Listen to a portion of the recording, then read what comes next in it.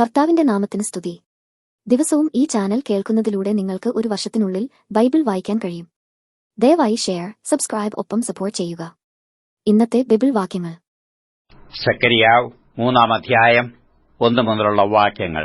സെക്കരിയാവ് 3-ാം അധ്യായം 1 മുതലുള്ള വാക്യങ്ങൾ. അനന്തരം അവൻ എനിക്ക് മഹാപുരോഹിതനായ യോശുവ യഹോവയുടെ ദൂതന്റെ മുമ്പിൽ നിൽക്കുന്നതും സാത്താൻ അവനെ കുറ്റം ചുമത്തുവാൻ അവന്റെ വലത്തുഭാഗത്ത് നിൽക്കുന്നതും കാണിച്ചു തന്നു. യഹോവ സാത്താനോട്, സാത്താനെ, യഹോവ നിന്നെ ഭർഷിക്കുന്നു. യെരുശലേമിനെ തിരഞ്ഞെടുത്തിരിക്കുന്ന യഹോവ തന്നെ നിന്നെ ഭർഷിക്കുന്നു. ഇവൻ തീയിൽ നിന്ന് വലിച്ചെടുക്കപ്പെട്ട കൊള്ളയല്ലയോ എന്ന് കൽപ്പിച്ചു. എന്നാൽ യോശുവ മുഷിഞ്ഞ വസ്ത്രം ധരിച്ച് ദൂതന്റെ മുമ്പിൽ നിൽക്കുകയായിരുന്നു. അവൻ തന്റെ മുമ്പിൽ നിൽക്കുന്നവരോട്, മുഷിഞ്ഞ വസ്ത്രം അവങ്കിൽ നിന്ന് നീക്കിക്കളവീൻ എന്ന് കൽപ്പിച്ചു. പിന്നെ അവനോട്, ഞാൻ നിന്റെ അകൃത്യം നിന്നിൽ നിന്ന് പോക്കിയിരിക്കുന്നു, നിന്നെ ഉത്സവവസ്ത്രം ധരിപ്പിക്കും എന്ന് അരുളി ചെയ്തു. അവന്റെ തലയിൽ വെടിപ്പുള്ള ഒരു മുടി വെക്കട്ടെ എന്നും അവൻ കൽപ്പിച്ചു. അങ്ങനെ അവർ അവന്റെ തലയിൽ വെടിപ്പുള്ള ഒരു മുടി വെച്ചു. അവനെ വസ്ത്രം ധരിപ്പിച്ചു. യഹോവയുടെ ദൂതനോ അടുക്കെ നിൽക്കുകയായിരുന്നു. യഹോവയുടെ ദൂതൻ യോശുവയോട് സാക്ഷീകരിച്ചതെന്നാൽ, സൈന്യങ്ങളുടെ യഹോവ ഇപ്രകാരം അരുളി ചെയ്യുന്നു, നീ എന്റെ വഴികളിൽ നടക്കുകയും എന്റെ കാര്യം നോക്കുകയും ചെയ്താൽ നീ എന്റെ ആലയത്തെ പരിപാലിക്കുകയും എന്റെ പ്രാകാരങ്ങളെ സൂക്ഷിക്കുകയും ഞാൻ നിനക്ക് ഈ നിൽക്കുന്നവരുടെ ഇടയിൽ ആഗമനം അനുവദിക്കുകയും ചെയ്യും. മഹാപുരോഹിതനായ യോശുവേ, നീയും നിന്റെ മുമ്പിലിരിക്കുന്ന നിന്റെ കൂട്ടുകാരും കേട്ടുകൊള്ളുവീൻ.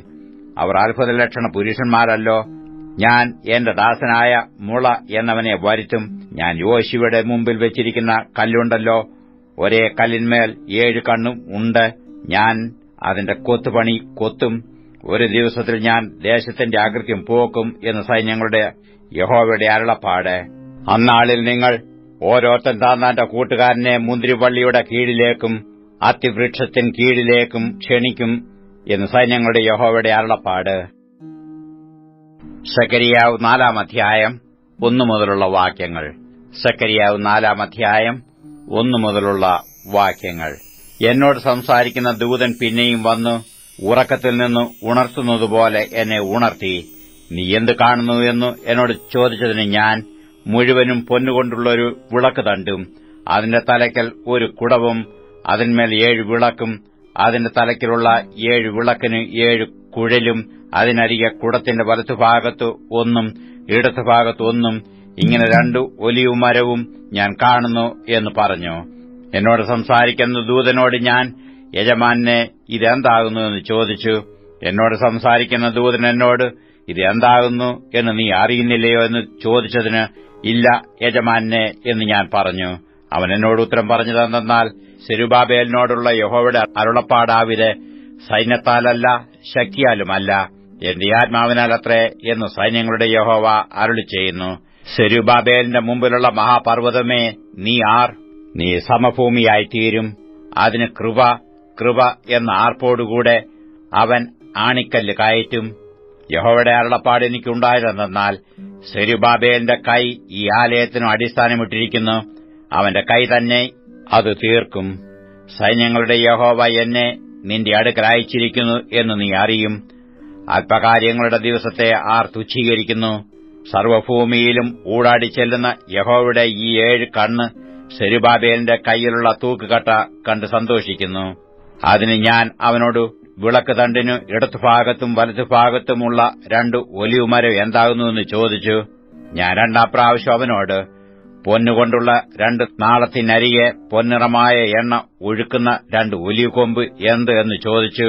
അവൻ എന്നോട്, ഇതെന്താകുന്നു എന്ന് നീ അറിയുന്നില്ലയോ എന്ന് ചോദിച്ചതിന്, ഇല്ല യജമാനെ എന്ന് ഞാൻ പറഞ്ഞു.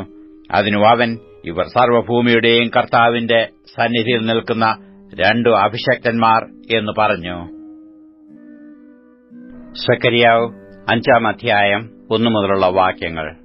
സെക്കരിയാവ് 5-ാം അധ്യായം 1 മുതലുള്ള വാക്യങ്ങൾ. ഞാൻ വീണ്ടും തലപൊക്കി നോക്കിയപ്പോൾ പാറിപ്പോകുന്ന ഒരു ചുരുൾ കണ്ടു. അവൻ എന്നോട്, നീ എന്ത് കാണുന്നു എന്ന് ചോദിച്ചതിന്, പാറിപ്പോകുന്ന ഒരു ചുരുൾ ഞാൻ കാണുന്നു, അതിന് 20 മുഴം നീളവും 10 മുഴം വീതിയുമുണ്ട് എന്ന് ഞാൻ ഉത്തരം പറഞ്ഞു. അവൻ എന്നോട് പറഞ്ഞത്, ഇത് സർവ്വദേശത്തിലേക്കും പുറപ്പെടുന്ന ശാപമാകുന്നു. മോഷ്ടിക്കുന്നവനൊക്കെയും അതുപോലെ ഇവിടെ നിന്ന് പാറിപ്പോകും. സത്യം ചെയ്യുന്നവനൊക്കെയും അതുപോലെ ഇവിടെ നിന്ന് പാറിപ്പോകും. ഞാനതിനെ പുറപ്പെടുവിച്ചിട്ട് അത് കള്ളന്റെ വീട്ടിലേക്കും എന്റെ നാമത്തിൽ കള്ളസത്യം ചെയ്യുന്നവന്റെ വീട്ടിലേക്കും ചെല്ലും. അതും അവന്റെ വീട്ടിനകത്ത് താമസിച്ചു അതിനെ മരവും കല്ലുമായി നശിപ്പിച്ചു കളയും എന്ന് സൈന്യങ്ങളുടെ യഹോവയുടെ അരുളപ്പാട്. അനന്തരം എന്നോട് സംസാരിക്കുന്ന ദൂതൻ പുറത്തുവന്ന് എന്നോട്, നീ തലപൊക്കി ഈ പുറപ്പെടുന്നത് എന്താകുന്നു എന്ന് നോക്കുക എന്ന് പറഞ്ഞു. അതെന്തെന്ന് ഞാൻ ചോദിച്ചതിന്, പുറപ്പെടുന്നതായ ഒരു ഏഫ എന്ന് അവൻ പറഞ്ഞു. അത് സർവ്വദേശത്തിലുമുള്ള അവരുടെ അകൃത്യമെന്നും അവൻ പറഞ്ഞു. പിന്നെ ഞാൻ വട്ടത്തിലുള്ള ഒരു ഈയപ്പലക പൊങ്ങിപ്പോകുന്നതും അവിടെ ഏഫയുടെ നടുവിൽ ഒരു സ്ത്രീ ഇരിക്കുന്നതും കണ്ടു. ഇത് ദുഷ്ടതയാകുന്നു എന്ന് പറഞ്ഞു. അവൻ അവളെ ഏഫയുടെ അകത്താക്കി ഈയപ്പലക കൊണ്ട് അടച്ചു. ഞാൻ പിന്നെയും തലപൊക്കി നോക്കിയപ്പോൾ 2 സ്ത്രീകൾ പുറത്തു വരുന്നത് കണ്ടു. അവരുടെ ചിറകിൽ കാറ്റുണ്ടായിരുന്നു. അവർക്ക് പെരിഞ്ഞാറയുടെ ചിറകുപോലെ ചിറകുണ്ടായിരുന്നു. അവർ ഭൂമിക്കും ആകാശത്തിനും മധ്യേ ഏഫയെ പൊക്കിക്കൊണ്ടുപോയി.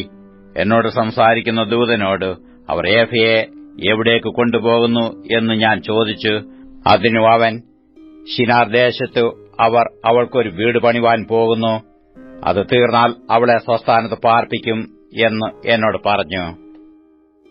വെളിപ്പാട് 18-ാം അധ്യായം 1 മുതലുള്ള വാക്യങ്ങൾ. വെളിപ്പാട് 18-ാം അധ്യായം 1 മുതലുള്ള വാക്യങ്ങൾ. അനന്തരം ഞാൻ വലിയ അധികാരമുള്ള മറ്റൊരു ദൂതൻ സ്വർഗ്ഗത്തിൽ നിന്ന് ഇറങ്ങുന്നത് കണ്ടു. അവന്റെ തേജസ്സിനാൽ ഭൂമി പ്രകാശിച്ചു. അവൻ ഉറക്കെ വിളിച്ചു പറഞ്ഞത്, വീണുപോയി, മഹതിയാം ബാബിലോൺ വീണുപോയി, ദുർഭൂതങ്ങളുടെ പാർപ്പിടവും സകല അശുദ്ധാത്മാക്കളുടെയും തടവും അശുദ്ധിയും അറപ്പുമുള്ള സകല പക്ഷികളുടെയും തടവുമായി തീർന്നു. അവളുടെ വേശ്യാവൃത്തിയുടെ ക്രോധമദ്യം സകല ജാതികളും കുടിച്ചു. ഭൂമിയിലെ രാജാക്കന്മാർ അവളോട് വേശ്യാസംഗം ചെയ്യുകയും ഭൂമിയിലെ വ്യാപാരികൾ അവളുടെ പുളിപ്പിന്റെ ആധിക്യത്താൽ സമ്പന്നരാകുകയും ചെയ്തു. വേറൊരു ശബ്ദം സ്വർഗ്ഗത്തിൽ നിന്ന് പറയുന്നതായി ഞാൻ കേട്ടത്, എന്റെ ജനമായുള്ളവരെ, അവളുടെ പാപങ്ങളിൽ കൂട്ടാളികളാകാതെയും അവളുടെ ബാധകളിൽ ഓഹരിക്കാരാകാതെയും ഇരിപ്പാൻ അവളെ വിട്ടുപോരുവീൻ. അവളുടെ പാപം ആകാശത്തോളം കുന്നിച്ചിരിക്കുന്നു. അവളുടെ അകൃത്യം ദൈവം ഓർത്തിട്ടുമുണ്ട്. അവൾ നിങ്ങൾക്ക് ചെയ്തതുപോലെ നിങ്ങൾ അവൾക്ക് പകരം ചെയ്യുവീൻ. അവളുടെ പ്രവൃത്തികൾക്ക് തക്കവണ്ണം അവൾക്ക് ഇരട്ടിച്ചു കൊടുപ്പീൻ. അവൾ കലക്കിത്തന്ന പാനപാത്രത്തിൽ അവൾക്ക് ഇരട്ടി കലക്കിക്കൊടുപ്പീൻ. അവൾ തന്നെത്താൻ മഹത്വപ്പെടുത്തി പുളച്ചെടുത്തോളം അവൾക്ക് പീഡയും ദുഃഖവും കൊടുപ്പീൻ. രാജ്ഞിയായിട്ട് ഞാൻ ഇരിക്കുന്നു, ഞാൻ വിധവയല്ല, ദുഃഖം കാണുകയുമില്ല എന്നു അവൾ ഹൃദയം കൊണ്ട് പറയുന്നു. അത് നിമിത്തം മരണം, ദുഃഖം, ക്ഷാമം എന്നിങ്ങനെ അവളുടെ ബാധകൾ ഒരു ദിവസത്തിൽ തന്നെ വരും. അവളെ തീയിലിട്ട് ചുട്ടുകളയും. അവളെ ന്യായം വിധിച്ച ദൈവമായ കർത്താവ് ശക്തനല്ലോ.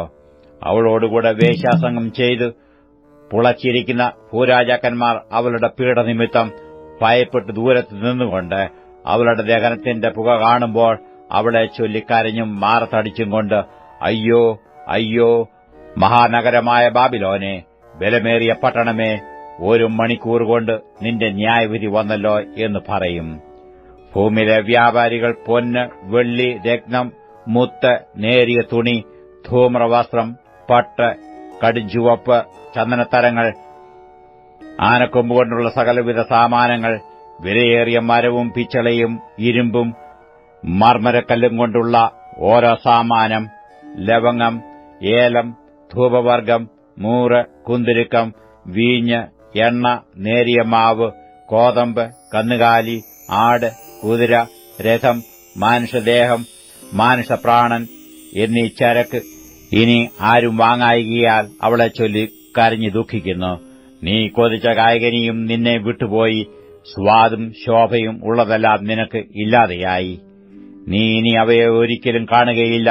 ഈ വക കൊണ്ട് വ്യാപാരം ചെയ്ത് അവളാ സമ്പന്നരായവർ അവൾക്ക് പീഡ ഭയപ്പെട്ടു ദൂരത്തുനിന്നു, അയ്യോ അയ്യോ മഹാനഗരമേ, നേരിയ തുണിയും ധൂമ്രവർണ്ണവും കടുംചുവപ്പും ധരിച്ച് പൊന്നും രത്നവും മുത്തും അണിഞ്ഞവളെ, ഇത്ര വലിയ സമ്പത്ത് 1 മണിക്കൂർ കൊണ്ട് നശിച്ചുപോയല്ലോ എന്ന് പറഞ്ഞ് കരഞ്ഞു ദുഃഖിക്കും.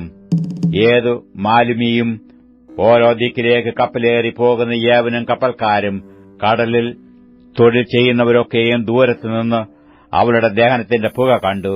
മഹാനഗരത്തോട് തുല്യമായ നഗരം ഏത് എന്ന് നിലവിളിച്ചു പറഞ്ഞു. അവർ തലയിൽ പൂഴി വാരിയിട്ടും കൊണ്ട്, അയ്യോ അയ്യോ, കടലിൽ കപ്പലുള്ളവർക്ക് എല്ലാം തന്റെ ഐശ്വര്യത്താൽ സമ്പത്ത് വർദ്ധിപ്പിച്ച മഹാനഗരം 1 മണിക്കൂർ കൊണ്ട് നശിച്ചുപോയല്ലോ എന്ന് പറഞ്ഞ് കരഞ്ഞും ദുഃഖിച്ചും കൊണ്ട് നിലവിളിച്ചു. സ്വർഗ്ഗമേ, വിശുദ്ധന്മാരും അപ്പോസ്തലന്മാരും പ്രവാചകന്മാരുമായുള്ളവരെ, ദൈവം അവളോട് നിങ്ങൾക്ക് വേണ്ടി പ്രതികാരം നടത്തിയതുകൊണ്ട് അവളെ ചൊല്ലി ആനന്ദിപ്പീൻ. പിന്നെ ശക്തനായൊരു ദൂതൻ തിരികല്ലോളം വലുതായൊരു കല്ലെടുത്ത് സമുദ്രത്തിൽ എറിഞ്ഞു പറഞ്ഞത്, ഇങ്ങനെ ബാബിലോൺ മഹാനഗരത്തെ ഹേമത്തോടെ എറിഞ്ഞുകളയും. ഇനി അതിനെ കാണുകയില്ല. വൈണീകന്മാർ, വാദ്യക്കാർ, കുഴലൂത്തുകാർ, കാഹളക്കാർ എന്നിവരുടെ സ്വരം നിന്നിൽ ഇനി കേൾക്കയില്ല. യാതൊരു കൗശലപ്പണിയും ചെയ്യുന്ന ഒരു ശില്പിയെയും നിന്നിൽ ഇനി കാണുകയില്ല. തിരികലിന്റെ ഒച്ച ഇനി നിന്നിൽ കേൾക്കയില്ല. വിളക്കിന്റെ വെളിച്ചം ഇനി നിന്നിൽ പ്രകാശിക്കയില്ല. മണവാളന്റെയും മണവാട്ടിയുടെയും സ്വരം ഇനി നിന്നിൽ കേൾക്കയില്ല. നിന്റെ വ്യാപാരികൾ ഭൂമിയിലെ മഹത്തുക്കളായിരുന്നു. നിന്റെ ക്ഷുദ്രത്താൽ സകല ജാതികളും വശീകരിക്കപ്പെട്ടിരിക്കുന്നു. പ്രവാചകന്മാരുടെയും വിശുദ്ധന്മാരുടെയും ഭൂമിയിൽ വെച്ച് കൊന്നുകളഞ്ഞ എല്ലാവരുടെയും രക്തം അവളിലല്ലോ കണ്ടത്. സദൃശവാക്യങ്ങൾ 25 അധ്യായം 1 മുതലുള്ള വാക്യങ്ങൾ. സദൃശവാക്യങ്ങൾ 25 അധ്യായം 1 മുതൽ ഉള്ള വാക്യങ്ങൾ. ഇവയും ശലോമോന്റെ സദൃശവാക്യങ്ങൾ. യഹൂദ രാജാവായ ഹിസ്കിയാവിന്റെ ആളുകൾ അവയെ ശേഖരിച്ചിരിക്കുന്നു. കാര്യം മറച്ചുവെക്കുന്നത് ദൈവത്തിന്റെ മഹത്വം, കാര്യം ആരായുന്നതോ രാജാക്കന്മാരുടെ മഹത്വം. ആകാശത്തിന്റെ ഉയരവും ഭൂമിയുടെ ആഴവും രാജാക്കന്മാരുടെ ഹൃദയവും അഗോചരം. വെളിയിൽ നിന്ന് കീടം നീക്കിക്കളഞ്ഞാൽ തട്ടാൻ ഒരു ഉരുപ്പടി കിട്ടും. രാജസന്നിധിയിൽ നിന്ന് ദുഷ്ടനെ നീക്കിക്കളഞ്ഞാൽ അവന്റെ സിംഹാസനം നീതിയാൽ സ്ഥിരപ്പെടും. രാജസന്നിധിയിൽ വമ്പ് കാണിക്കരുത്, മഹാന്മാരുടെ സ്ഥാനത്ത് നിൽക്കുകയുമരുത്. നീ കണ്ടിരുന്ന പ്രഭുവിന്റെ മുമ്പിൽ നിനക്ക് താഴ്ച ഭവിക്കുന്നതിനേക്കാൾ ഇവിടെ കയറി വരിക എന്ന് നിന്നോട് പറയുന്നത് നല്ലത്. ബന്ധപ്പെട്ടു വ്യവഹാരത്തിന് പുറപ്പെടരുത്, അല്ലെങ്കിൽ ഒടുക്കം കൂട്ടുകാരൻ നിന്നെ ലജ്ജിപ്പിച്ചാൽ നീ എന്തു ചെയ്യും? നിന്റെ വഴക്ക് കൂട്ടുകാരനുമായി പറഞ്ഞു തീർക്ക, എന്നാൽ മറ്റൊരുത്തന്റെ രഹസ്യം വെളിപ്പെടുത്തരുത്. കേൾക്കുന്നവൻ നിന്നെ നിന്ദിപ്പാനും നിനക്ക് തീരാത്ത അപമാനം വരുവാനും ഇടവരരുത്. തക്ക സമയത്ത് പറഞ്ഞ വാക്ക് വെള്ളത്താലത്തിൽ പൊന്നാരങ്ങ പോലെ, കേട്ടനുസരിക്കുന്ന കാതിന് ജ്ഞാനിയായ ഒരു ശാസകൻ പൊൻകടുക്കനും തങ്കം കൊണ്ടുള്ള ആഭരണവും ആകുന്നു. വിശ്വസ്തനായ ദൂതൻ തന്നെ അയക്കുന്നവർക്ക് കൊയ്ത്തുകാലത്ത് ഹിമത്തിന്റെ തണുപ്പ് പോലെ അവൻ യജമാനന്മാരുടെ ഉള്ളം തണുപ്പിക്കുന്നു. ദാനങ്ങളെ ചൊല്ലി വെറുതെ പ്രശംസിക്കുന്നവൻ മഴയില്ലാത്ത മേഘവും കാറ്റും പോലെയാകുന്നു. ദീർഘശാന്തി കൊണ്ട് ന്യായാധിപന് സമ്മതം വരുന്നു. മൃദുവായുള്ള നാവ് അസിയെ നൂറുക്കുന്നു. നിനക്ക് തേൻ കിട്ടിയാൽ വേണ്ടുന്നതേ ഭുജിക്കാവൂ, അധികം നിറഞ്ഞിട്ട് ഛർദ്ദിപ്പാൻ ഇടവരരുത്. കൂട്ടുകാരൻ നിന്നെക്കൊണ്ട് മടുത്ത് നിന്നെ വെറുക്കാതിരിക്കേണ്ടതിന് അവന്റെ വീട്ടിൽ കൂടെ കൂടെ ചെല്ലരുത്. കൂട്ടുകാരന് വിരോധമായി കള്ളസാക്ഷ്യം പറയുന്ന മനുഷ്യൻ മുട്ടികയും വാളും കൂർത്ത അമ്പുവാകുന്നു. കഷ്ടകാലത്ത് വിശ്വാസപാതകനെ ആശ്രയിക്കുന്നത് മുറിഞ്ഞ പല്ലും ഉളുക്കിയ കാലും പോലെയാകുന്നു. വിഷാദമുള്ള ഹൃദയത്തിന് പാട്ട് പാടുന്നവൻ ശീതകാലത്ത് വസ്ത്രം കളയുന്നതുപോലെയും യവക്ഷാരത്തിന്മേൽ ചൊറുക്ക പകരുന്നതുപോലെയും ആകുന്നു. ശത്രുവിന് വിശക്കുന്നുവെങ്കിൽ അവന് തിന്മാൻ കൊടുക്ക, ദാഹിക്കുന്നുവെങ്കിൽ കുടിപ്പാൻ കൊടുക്ക. അങ്ങനെ നീ അവന്റെ തലമേൽ തീക്കനൽ കുന്നിക്കും. യഹോവ നിനക്ക് പ്രതിഫലം നൽകുകയും ചെയ്യും. വടതിക്കാറ്റ് മഴ കൊണ്ടുവരുന്നു, ഏഷണിവാക്ക് കോപഭാവത്തെ ജനിപ്പിക്കുന്നു. ശണ്ട കൂടുന്ന സ്ത്രീയോടുകൂടെ പൊതുവീട്ടിൽ പാർക്കുന്നതിനേക്കാൾ മേൽപ്പുരയുടെ ഒരു കോണിൽ പാർക്കുന്നത് നല്ലത്. ദാഹമുള്ളവന് തണ്ണീർ കിട്ടുന്നതും ദൂരദേശത്തുനിന്നും നല്ല വർത്തമാനം വരുന്നതും ഒരുപോലെ. ദുഷ്ടന്റെ മുമ്പിൽ കുലുങ്ങിപ്പോയ നീതിമാൻ കലങ്ങിയ കിണറ്റിനും മലിനമായ ഉറവിനും സമം. തേൻ ഏറെ കുടിക്കുന്നത് നന്നല്ല, പ്രയാസമുള്ളത് ആരായുന്നതോ മഹത്വം. ആത്മസംയമം ഇല്ലാത്ത പുരുഷൻ മതിലില്ലാതെ ഇടിഞ്ഞുകിടക്കുന്ന പട്ടണം പോലെയാകുന്നു.